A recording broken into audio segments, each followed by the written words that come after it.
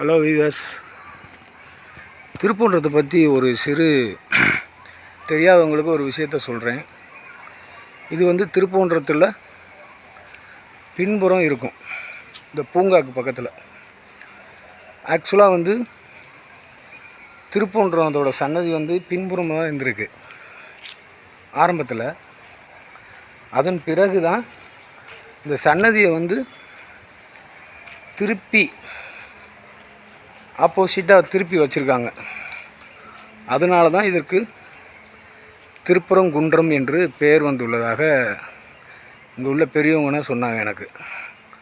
அதுதான் வீவர்ஸுக்கு தெரியப்படுத்துகிறேன். பார்த்தீங்களா, சிற்பங்கள்லாம் இருக்கா?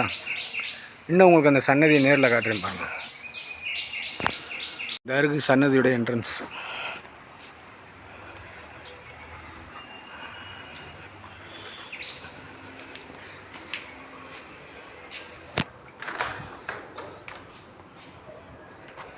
இந்த இருக்குது பாருங்கள், முருகன் இருக்காரா, வள்ளி தெய்வானையோட. இது மிகப்பெரிய ஒரு வரலாறு. இது பற்றி தெரியாதவங்க, எதுவும் சந்தேகம் இருக்கவங்க கமெண்ட் பண்ணுங்கள். இந்த சன்னதியை தான் திருப்பி வச்சதுனால தான் திருப்பரங்குன்றம் என்று பெயர் வந்தது.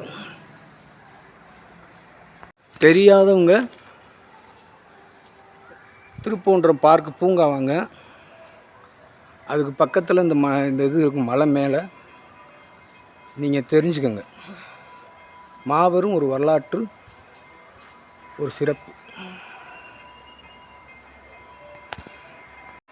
இதுக்கு வர அந்த தோற்றங்களை காட்டுறேன். பார்க்குக்கு பின்னாடி ஒரு படி இருக்கும்.